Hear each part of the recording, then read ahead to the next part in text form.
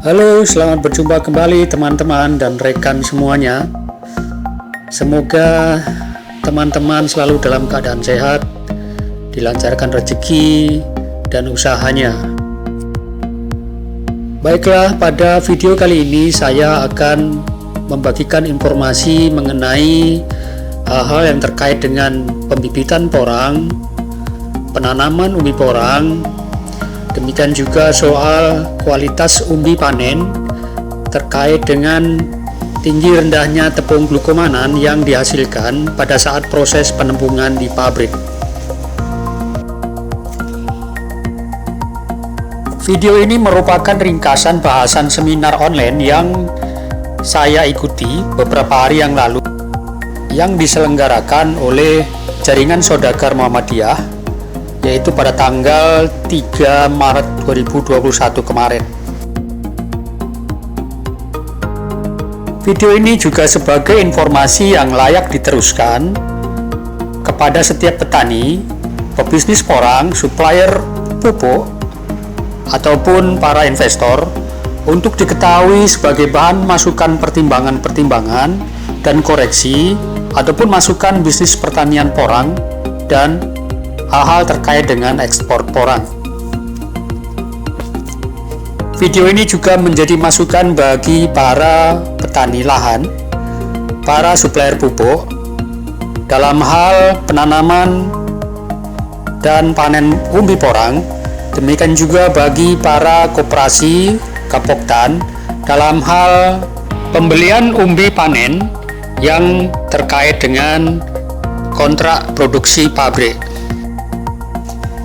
Video ini merupakan gambaran bagaimana pasar ekspor umbi porang di pasar internasional dan pertimbangan-pertimbangan pabrik untuk membeli umbi yang berkualitas yang menghasilkan kadar rendemen tepung glukomanan tinggi yang mampu bersaing di pasar internasional khususnya Jepang dan Cina, dan juga sebagai salah satu sarana untuk menaikkan pasar umbi porang dari Indonesia dan sekaligus untuk menaikkan ekonomi para petani.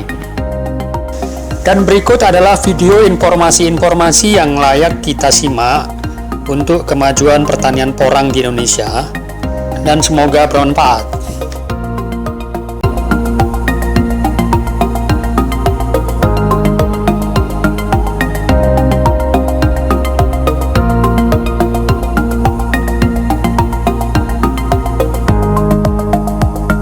Ya, selamat malam Pak Johan.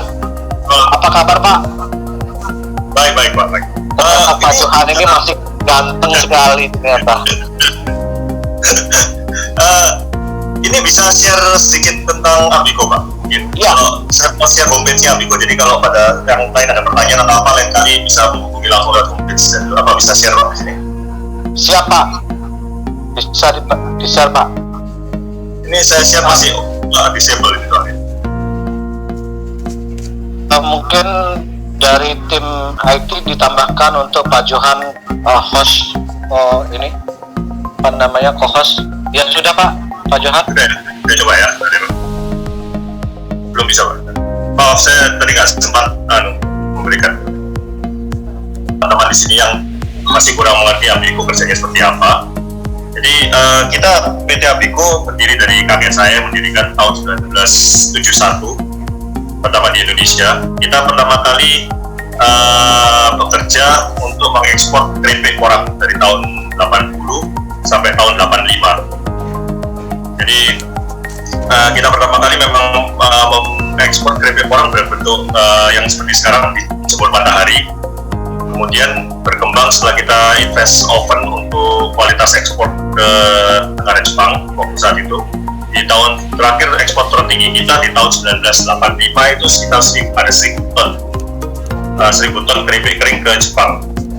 Tapi pada saat itu setelah tahun 85 pemerintah Jepang ada peraturan baru untuk melindungi petaninya mereka. Jadi kita ada sedikit regulasi untuk mengurangi impor porang di Jepang, dan itu berlaku sampai sekarang. Jadi ada batas untuk batas saja untuk penjualan porang ke Jepang. Jadi dari saat itu kita mengubah arah Abico untuk membuat produk.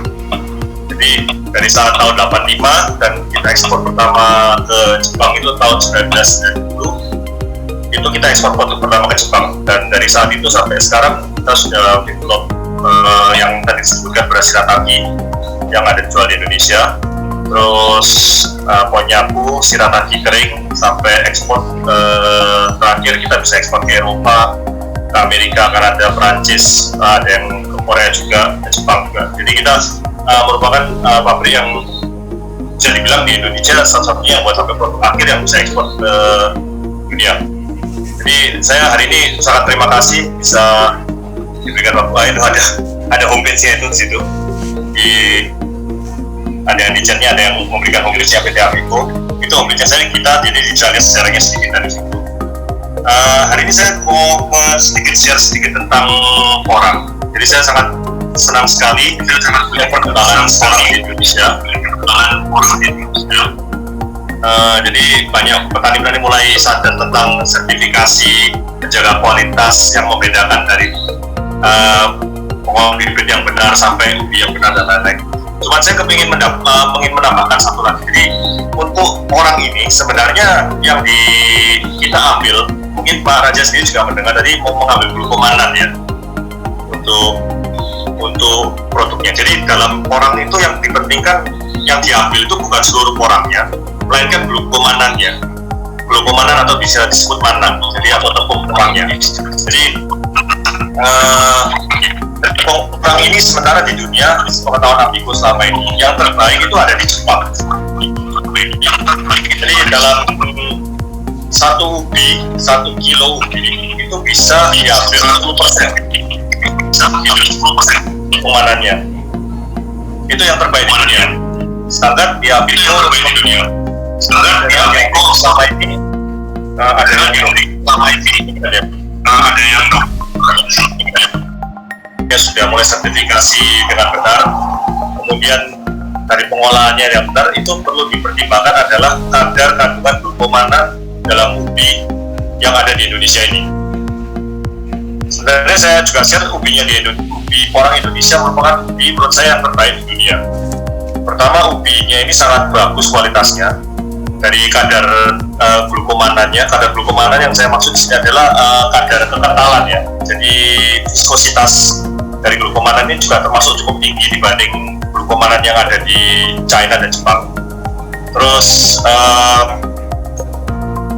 selain itu, kita yang sangat luar biasa adalah tidak ada bau. Bau kalau di porangnya, kalau konyakunya yang di Jepang dan di China, pada dasarnya mereka memiliki viskositas yang tinggi dan warnanya juga putih, tapi mereka memiliki bau yang kalau bisa dibilang baunya agak amis. Sedangkan ubinya di Indonesia itu tidak memiliki bau itu. Dan itu untuk sebagai kita PT Abico yang membuat produk itu sangat sesuatu yang sangat besar sekali manfaatnya. Jadi kalau misalnya teman-teman mungkin ada yang sudah mencoba konsumsi produknya kita PT Shirataki yang diserisi Shirataki yang sudah beredar ada di internet dan lain-lain, minyak kita memiliki artinya tidak pakai bau konyak sama sekali. Sedangkan kalau misalnya ada yang pernah pengalaman membeli Shirataki impor dari China maupun dari Jepang yang memiliki bau yang khusus, baunya Shirataki dan konyak. Sedangkan kalau di Indonesia dengan menggunakan bahan baku Indonesia, produknya kita bisa tidak memiliki bau yang sangat rendah, jadi bisa dipakai untuk berbagai macam makanan. Jadi untuk di porangnya di Indonesia pada dasarnya adalah kandungan glukomanan. Saya minta mungkin setelah ini bisa ada penelitian yang lebih maju lagi, kerjasama dengan PT Abico juga boleh, atau perusahaan-perusahaan yang mungkin Mas Ivan pada katanya mau membuat glukomanan, itu coba dipertimbangkan untuk develop ubi porang yang kandungan glukomanannya tidak kalah dengan Jepang dan Cina. Jadi di dunia yang terbaik saya bilang tadi target adalah Jepang 10%. Sedangkan kalau yang di China sendiri hanya bisa mencapai 7%. Indonesia masih di bawah itu 4,5% kandungannya. Kenapa seperti ini? Mungkin ya itu, kali lagi tadi cara penanaman bibit yang masih terlalu muda, atau panen yang ubinya belum umur 3 tahun asal memikirkan beratnya besarnya saja sudah dipanen. padahal kandungan glukomanannya masih rendah. Itu perlu memang perlu dipelajari lagi. Kalau menurut pengalamannya Amiko adalah umbi yang paling bagus itu yang umurnya 3 tahun. Dengan itu meskipun beratnya besar atau kecil, itu kandungan glukomanannya sudah maksimal. Jadi nanti kalau masa depan pemikirannya kita bersama, pikiran bersama untuk memikirkan adalah kadar dari glukomanan, itu saya yakin Indonesia akan menjadi negara yang bisa membuat produksi konyaku terbesar di dunia dan kualitasnya terbaik di dunia. Jadi pemikiran berikutnya adalah kandungan glukomanan yang terhadap dalam orang. Dalam hal itu memang perlu beberapa penilaian, misalnya apakah tempat terbuka itu lebih bagus dari tempat tertutup, apakah pupuk terlalu banyak untuk menghasilkan porang yang sangat besar sekali, itu merupakan sesuatu yang benar, apakah ketinggian itu akan mempengaruhi. Dan di pengalaman Amiko selama ini kerja, ada beberapa tipe konyaku porang ya di sini. Di porang di Indonesia sendiri, pengalaman yang Morelli, tipe Morelli porang di Indonesia, pengalaman Amiko sendiri ada 3 macam yang kita menemukan. Ya, di Amiko sendiri selama pengalaman hampir 50 tahun ini kita menemukan 3 macam bentuk porang. Itu di atasnya dua-duanya ada katanya semua itu. Warnanya merah, warnanya kekuningan, warnanya kekuningan. Jadi sebenarnya tipe Morelli sendiri perlu ada penelitian lebih dalam lagi. Berapa tipe Morelli yang ada di Indonesia ini sebenarnya? Jadi penelitian perlu sangat diperkembangkan lagi untuk masa depan. Jadi sedikit share dari saya sebagai wakil dari PT Amiko. Kalau bisa kita semua dari petani, pengepul, pengrajang, dan pekerja porang di masa depan, kita memikirkan kualitas mana yang ada dalam porang itu. Bukan asal kerja buat keripik terus kita jual atau gimana, tapi kita memikirkan kadar kualitas mana, karena itu yang akan diperlukan di dunia masa depan. Sedikit itu aja dari saya. Maaf tadi kalau misalnya di sini ada yang share sedikit publiknya PT Amiko, bisa dibuka dan bisa mengeluarkan pertanyaan dan lain-lain dari situ juga. Misalnya kalau ada pertanyaan saya bisa jawab juga sekarang. Terima kasih Pak. Terima kasih. Ya, terima kasih Pak Johan. Ya, sebelum saya lanjutkan, mungkin begini Pak, ini kan Bapak sudah Amiko ya, Amiko sudah memproduksi beberapa varian makanan ya Pak ya, dari beras, lalu tepung dan mie ya Pak ya. Nah, ini banyak pertanyaan nih Pak di grup. Apa bisa dari jaringan saudagar Muhammadiyah untuk kerjasama distributor Pak, atau reseller lah istilahnya seperti itu. Nah, itu pertanyaan pertama. Lalu kedua, produk Amiko di luar pulau masih susah dicari ya, itu ya. Oke, teman-teman dan rekan semuanya,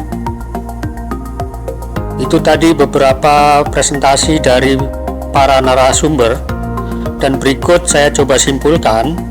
Yang pertama adalah pemilihan bibit porang masih perlu diperbaharui ke depan, dan perlunya sertifikasi kualitas bibit yang akan ditanam. Kesimpulan yang kedua yaitu mengenai masalah kualitas kadar tepung glukomanan, yaitu bahwa masa paling bagus untuk mendapatkan tepung glukomanan tertinggi dijumpai pada umbi dengan masa tanam yang sudah berusia 3 tahun. Sedang kesimpulan yang ketiga, PT Amiko selaku pabrik penepungan akan terus melakukan secara ketat pengujian kadar tepung glukomanan untuk menjaga kualitas produk makanan yang dihasilkan dalam menjaga suplai tepung ke pasar luar negeri. Oke teman-teman rekan sesama petani porang, demikian sekilas cuplikan presentasi webinar yang diselenggarakan oleh Jaringan Muhammadiyah kemarin. Ada beberapa materi yang belum bisa saya bagikan karena sangat panjangnya dan bervariasinya materi yang disampaikan. Selanjutnya saya akan coba buatkan video selanjutnya agar semua materi yang disampaikan kemarin tersampaikan kepada para mitra, para petani porang, para investor, dan semua pihak yang berkepentingan. Jika Anda berminat, Anda bisa subscribe untuk mendapatkan ringkasan cuplikan materi yang lain, dan semoga materi-materi yang berikutnya akan menambah wawasan, pengetahuan, dan keterampilan dalam budidaya tepung porang. Demikian juga untuk proses pendirian pabrik tepung glukomanan. Hal-hal mengenai peluang budidaya tanaman porang dan pendirian pabrik tepung glukomanan bisa disimak di dalam video yang tertera di dalam uraian pada bagian bawah. Demikian juga persoalan kemitraan, kerjasama kontrak, budidaya tepung porang dari hulu ke hilir bisa disimak juga pada bagian bawah. Oke teman-teman, demikian presentasi dari saya. Semoga bermanfaat. Saya berdoa agar kiranya usaha pertanian porang ini semakin maju. Salam sehat, salam porang. Terima kasih untuk perhatian dan kontribusi dalam video-video yang sudah kami kirimkan. Oke, sekian, terima kasih, sampai berjumpa.